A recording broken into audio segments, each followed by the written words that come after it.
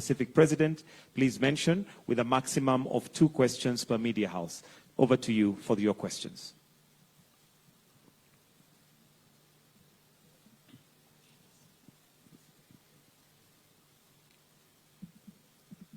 Okay, good morning. This question is to, my name is Gerald Kiala from Angolan newspaper. This question is to His Excellency's President William Ruto. Mr. President, follow the meeting with His Excellency's President João Lourenço. What can we expect on a tourism cooperation between the 2 countries? Thank you. Thank you so much. My name is Seth Olale. I represent Citizen TV here in Kenya. Mine goes to the host president, Dr. William Samoei Ruto. In regards to the processes that is in regards to the peace agreement, the political and the diplomatic interventions, and especially in Eastern DRC, in regards to the Luanda process and the Nairobi process, both ensuring that there is stability in Eastern DRC. Is the Luanda process in agreement with what the Nairobi process is doing towards making the Eastern DRC a stable nation, or that particular region of DRC? Or are there emerging issues? We saw recently of a need for an intervention in regards to the ICRAF mandate. This is the Joint Forces of the East Africa Forces, an extension towards ensuring that there is ceasefire in Eastern DRC. Does Luanda also share the same sentiments as Nairobi process? Thank you. Thank you. We'll start with those 2 questions, please. Thank you very much. Thank you very much. On the subject of tourism, as Mr. President said earlier, we have, as a country, a bit more experience in the space around tourism, management of our national parks, management of our natural assets, and the whole space about training of human capital to run our tourism assets and tourism products. And we have extended scholarships to citizens of Angola. In fact, we have already 5 scholarships running. Students from Angola reported to our Kenya Utalii College last September. They are undertaking their courses. We have agreed in this meeting to expand avenues and spaces of training for citizens from both sides in the areas that we have competitive advantage. We have also agreed that this expansion of opportunities will ensure that students and citizens from our 2 countries benefit from the training facilities that we have. You've just seen another MOU signed here on training of government officials under the Kenya School of Government and the equivalent in Angola. You've also seen an MOU here signed on diplomatic training for our diplomats. And so the scope of expansion is going to go into the Tibet space, into many other spaces. And as we cement and consolidate our relations, there will be additional opportunities for our citizens to benefit from training facilities on both sides of the divide. On the matter of DRC, President Lourenço has demonstrated great statesmanship in his stewardship of both the ICGLR process as mandated by AU and the mediation efforts between DRC and Rwanda. And that is in harmony and in synchrony with the Nairobi process. The Nairobi process is engaged in bringing together the armed groups and engaging them in dialogue so that they can participate in the process that will eventually, starting with cessation of hostilities, going into the next space of cantonment, then demobilization and disarmament, and then reintegration further down the road. That whole process has to be a process that involves EAC, the DRC administration, and all the armed groups, including the M23. And in that process, we are all aligned. In fact, when the cantonment finally happens, Angola will be providing troops that will guard the cantonment sites. So what we are doing as East African force and what Angola and SADC and the other partners are doing under the ICGLR process is in synchrony and is in harmony, and it is complementary to what we are all doing about stabilizing Eastern DRC as a sister country in our region that has yearned for many years for stability and dealing with a conflict situation so that they can engage in development and in progress and enjoy prosperity like the rest of the citizens of our region.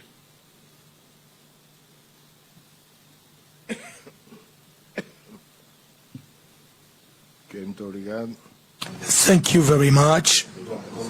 With regard to cooperation in tourism sector, all of us are aware that Kenya is very strong in tourism. And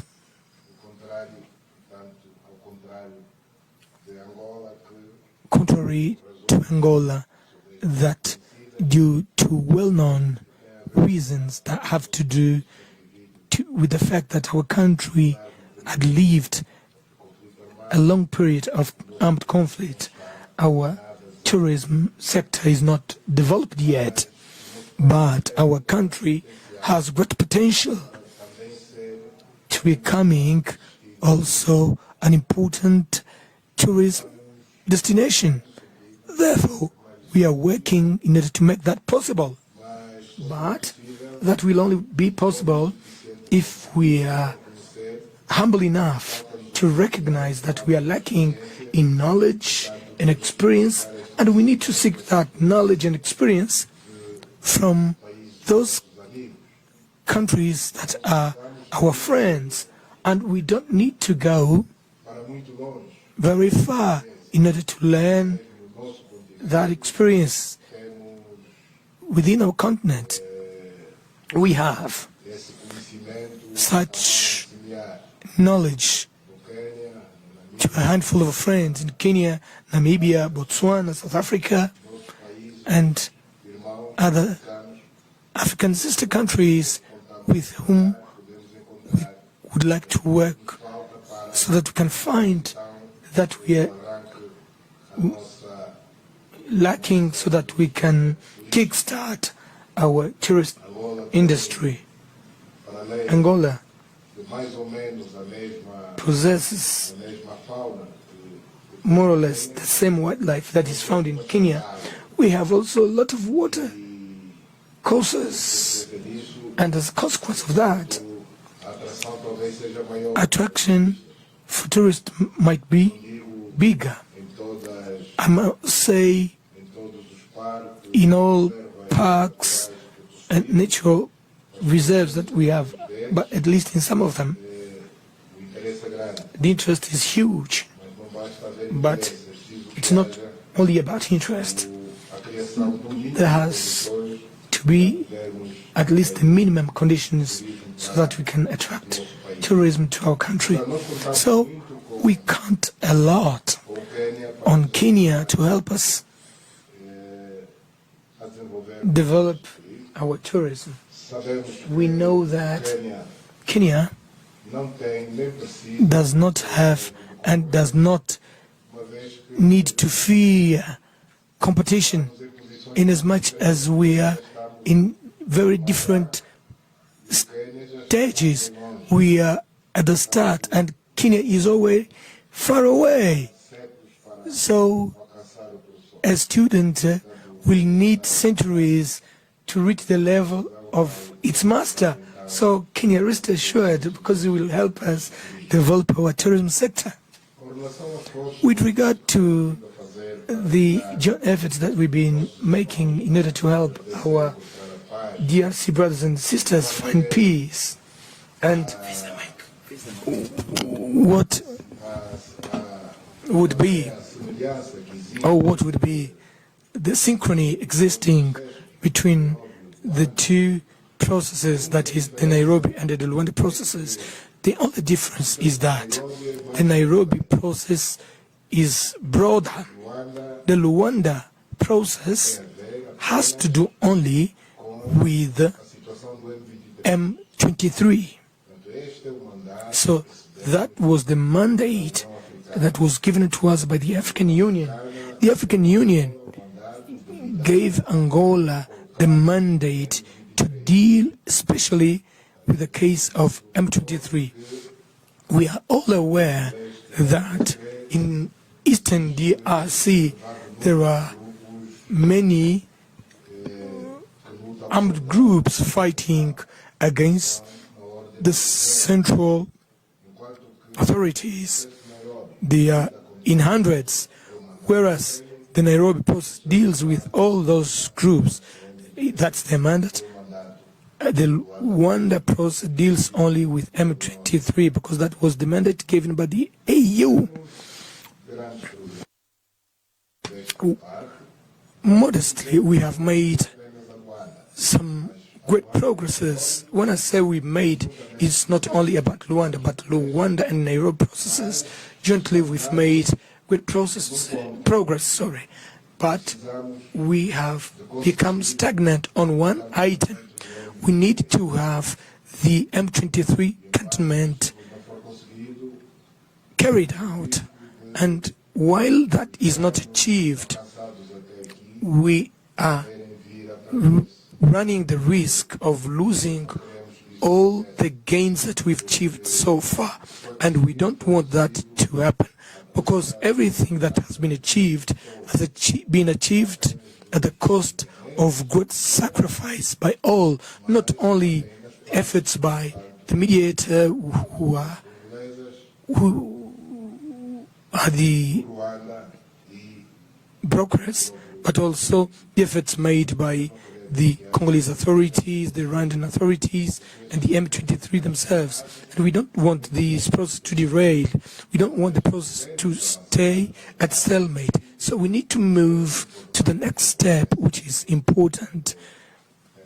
That has to do with M23 cantonment. We are not going to get into detail where the bottlenecks are that makes it that this step is not taken up until today. But I'd like to say that we are optimistic that sooner or later that will happen, and it has to happen for the good of peace in that country and the whole region. Thank you very much.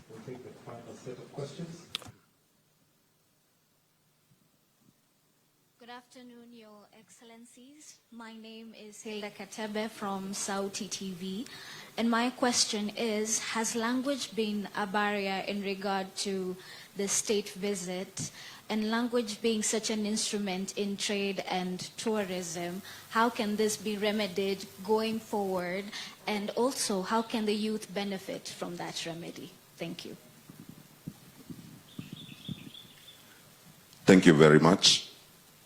My name is Ernesto Bartolomeu from Angolan Public Television. My question goes to President William. President, the decisions always comes from the top. And the question is, apart of visas and the return of Kenyan Airways to Luanda. Today, people are begging for food. I don't know if with President Lorenzo, you have been discussing to set up a bread basket, so to speak, on coffee and tea in Angola. Thank you very much. Take a final question. Your Excellencies, thank you very much. My name is Apollo TV47 here in Kenya. Kindly requesting if you can unpack for us the MOU on oil and gas, and second on wildlife. Thank you very much.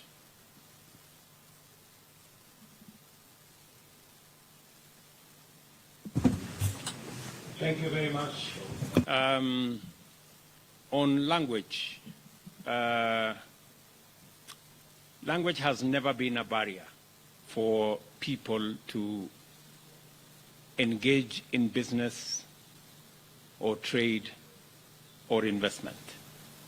We all have different languages, and there are ways of overcoming barriers. As you can see, this meeting is proceeding very well in all languages, because we have intermediaries who do their job, and it's an avenue also for creating opportunities for people to work.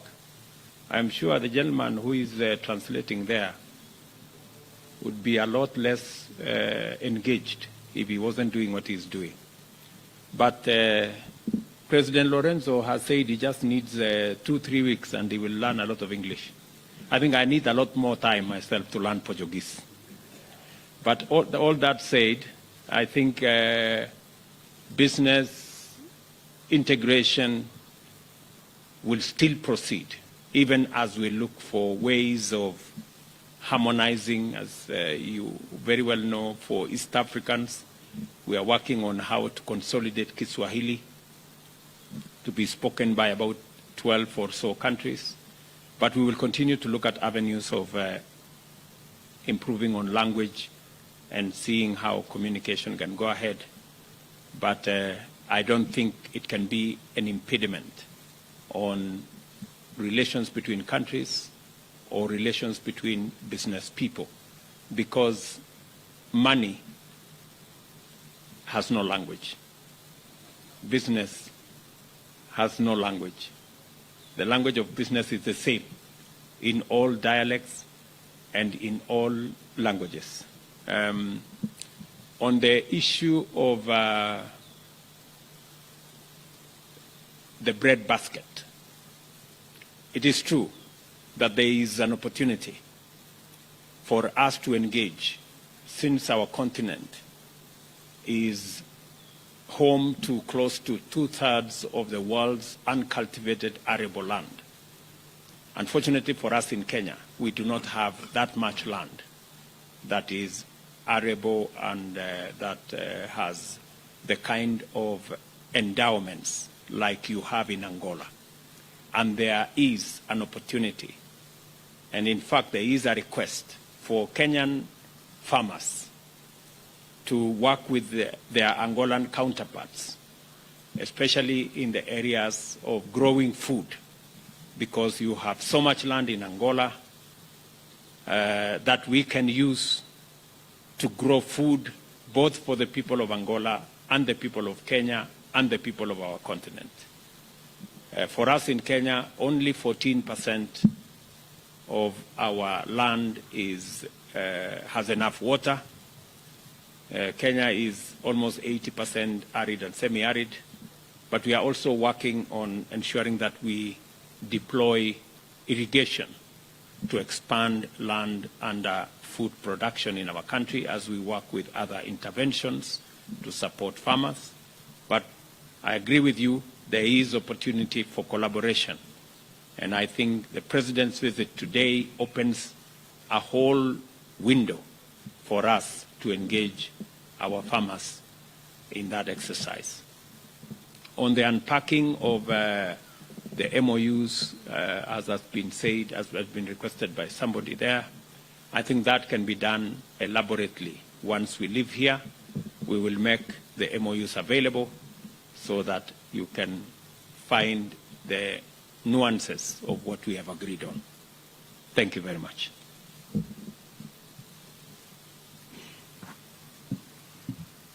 Bom, com relação à questão da... Well, with regard to the issue of language, as rightly said President William Ruto, this is not an impediment for the development of human relations, for the development of friendship, economic cooperation, relations, and mainly for the young ones. Less problem, because youngsters can learn very quickly, mainly when it comes to languages. So languages are not an impediment, absolutely for nothing. There is a language that is called human language. As long as there are two human beings, in principle, they are bound to understand each other, even without an interpreter. They cannot speak the language 100%, but there is always an understanding that is reached. With regard to other questions that President Ruto has already replied, I will not mention them, but I would like to cling to the issue of cooperation in the field of oil and gas. As you know, Angola is an oil producing and exporting country, and we would be very pleased to convey the experience that we have gathered over the years in this oil sector to our brothers and sisters in Kenya, whom we know that are taking the first steps in order to start the development of oil and gas industry in their country. So just to give that assurance, Angola is open and willing to share with Kenya everything we know, everything that we've learned, and everything and all mistakes that we've made that we have corrected along the time to avoid that our brothers and sisters from Kenya fall in the same mistakes. Muito obrigado. Your Excellencies, that marks the end of the joint press conference. We'll now allow the Excellencies to retreat and proceed for lunch.